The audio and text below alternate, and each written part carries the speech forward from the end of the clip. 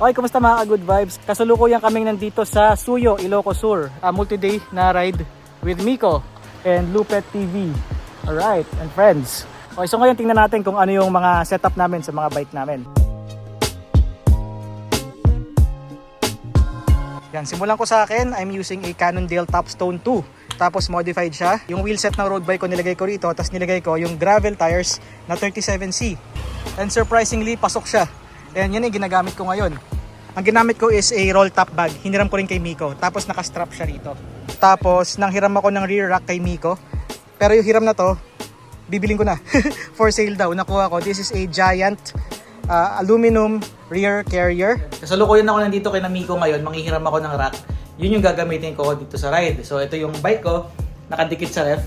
Tapos ito yung sa kanya. Yun. Tapos ito naman si Miko. Ayun o. Kalbo. Anong tatak to? Giant. Giant. Giant din. Ba't maliit? Ang gaan ah. Aluminum. Aluminum yan. Nice. Tapos lalagay natin dito sa Cannondale Topstone. Yay! So yung provisions naman. Oh, kasi meron mga provisions kagaya nito. So yan yung gagawin namin sa Besang Pasto Sagada na ride. Maglalagay kami ng mga load sa bike. Si Miko, ano siya. Anong gagawin mo? Saddle bag. Saddle bag yan. Pusok natin yung bayong. Okay, ito yung aking bayong na dala ko dito. Ito, naka-set up na tatlong set ng damit. Papasok natin. Papasok dito. Tapos, top tube. Saka handlebar bag. Tapos baka rin ako. Waist pack. Waist pack. Yun. Jacket. Para easy access. Nice. So, hindi pa final. May mga ayusin pa rin ako. Ayos. Tapos naka-mount siya rito. Ayan. May mga mounting points yung Topstone dyan ko nilagay. Dito sa likod, dito nakalagay yung mga damit ko. Ang nagpalaki dito, yung dito sa likuran yung jacket. Kasi mataas yung lugar, papunta kami sa Sagada. So kakailanganin ng mga jacket. WWE champion. Yan ang best bag ka. Hindi, di ba dapat ganito? Oh, yan. People's champ. And then, may jersey, tsaka yung pantulog. Kung kakailanganin, laba-laba na lang. Tapos, dito naman sa feed bag, usually tubig nilalagay ko rito mga 1 liter. Pero, dito ko nilagay yung ibang electronics na kailangan kagaya ng power bank. At saka snacks naman dito sa taas. Ayan, nagutom na rin ako. So, ito yung binili kong tinapay. Yung chocolate na palaman. Tapos, dalawang ganito. Hopefully, okay na to para hanggang mamaya. And if ever magla-lunch, sana may makita kaming mga tindahan, mga bilihan ng kanin. Pangalawa naman is yung front bag, road tag, burrito bag. Nandito naman yung mga tools ko. Patch kit, tar lever, allen keys, etc. etc. Okay, hydration naman ang ginawa ko, isa lang ang bottle cage ko. Hindi ko pa nalalagyan ng bottle cage dito at saka yung sa lalagyanan ng tools sa ilalim. Pero ang ginawa ko, nagtali ako ng Pocari dito. Yan, next secure naman, yan o, sobrang tight, kahit anong alug ko, wala nangyayari. Kahit pa forward and back, tapos pag kahit anong direksyon, talagang secure na secure. Kanina pa yan sa baba, kanina umaga pa, and hanggang ngayon, yun pa rin yung placing niya. So para siyang DIY water dispenser. DIY water dispenser. Yan na. Ayos. Ngayon, pagdating naman sa electronics, ito yung cyclocomputer and then ito yung light. Tapos, meron din rin akong clamp dito para dun sa front light if ever gagabihin.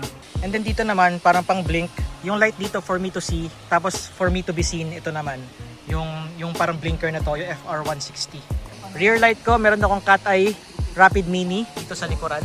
And yan na, if ever gabihin, visible pa rin. So yun yung setup ko, tingnan naman natin yung sa ibang kasama namin. Hello. Hi po, Jer Victor. Kain. Idol. Ano po setup nyo? Front bag na abnormal bag. Abnormal? Abnormal. Ang may size to eh. Large yata yung sa akin. Ay, okay. Stop tube bag. Conquer. Ito yung sobrang tagal na sa akin ito. Conquer Scout. Tapos partner to eh. Scout din. Pati yung video bag na nasa iyo. Scout din yun eh.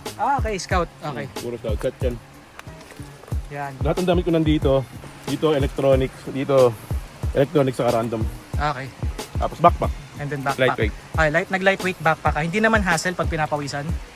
Hindi naman. Pati yung sa Decathlon doon yung foldable. Oo, yung collapsible. Pwede mo siyang itago. Tapos sobrang nipis. Okay, nandyan yung mga snacks, etc. Mga kung ano-ano. Okay. Tapos meron kang baon chinelas. Ayan, chinelas gaming. Yun. Dalawang bote. Tapos tool keg. Okay, paano yung mounting mo? Yan. Bote. Dalawang bote, tapos tool keg. Andito na pagkasya ko na pati yung isang extra inner tube. Tapos sa kabila yung pump. Extra visibility sa likod, yan bukod dun sa front light. Sa likod naman meron siyang cat eye. Anong cat eye to?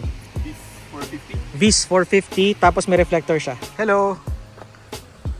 Sa'yo naman, Val. Ano yung sa'yo? Ay, nandun yun. Okay lang. Kaya memorize mo ba? Hindi. Okay. So, yung setup ko, yung front bag niya, tsaka yung saddle bag from Sakit. Sakit. Yan, back gear. Mga OG. Yun. OG bag. Ano naman yung laman? Naka-segregate ba according sa bag na naka-mount? Yeah, dito, mga damit lang. Mhm. As in, mga damit lang lahat. Dito, cellphone, tapos konting snacks, and then lahat ng mga bike gear.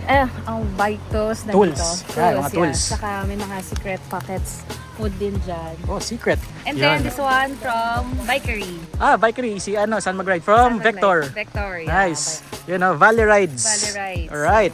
Yun, 3-time Philippine Looper. You know. Now, si Lupet. Lupet TV. Lupet TV naman, ano siya, naka mountain bike, Trek Excalibur. Yun. So, ano yung setup mo? Setup ko actually kagaya lang ako kay Miko. Okay. Kambal to ko, nag-iba lang yung bike.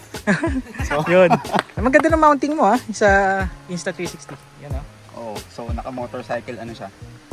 Pwede, no? Moto mount. So, ganun din saddle bag. So, andito lahat yung damit, tapos pantulog. Nice. Tapos sa harap, drone. So, kapag trip na magpalipad, so yan. Parang setup ko dyan. madaling tanggalin para Yes, sir. ilabas. Tapos, top tube bag, pang phone para easy access. Tapos, dalawang tubig. Actually, may Tubig. isa din akong tubig dito. Ano? Para pang malamig. Aqua flask. Yes sir, kasi ditong polar hindi siya insulated. So mabilis siya mawala ng lamig.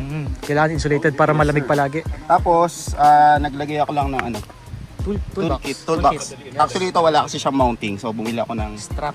strap Oo nga, no? sa Decathlon para easy access din sa Oo nga, no? Kung wala pa kayong strap, pwede to. Ayan, no? May... Tapos meron siyang tapalodo. Yun, harap likod. Nice. Lupet TV, subscribe. Thanks Alright. sir. You know. So yun lang, mabilisan. Ayan, laglag. Yun, so mabilisan lang just to have an idea kung paano yung mga setup ng ilan sa mga kasama namin. And pahinga muna kami dito and then tutuloy na namin. So that's it. Thank you for watching. Maraming salamat sa panonood. Subscribe. Right tape! Subscribe.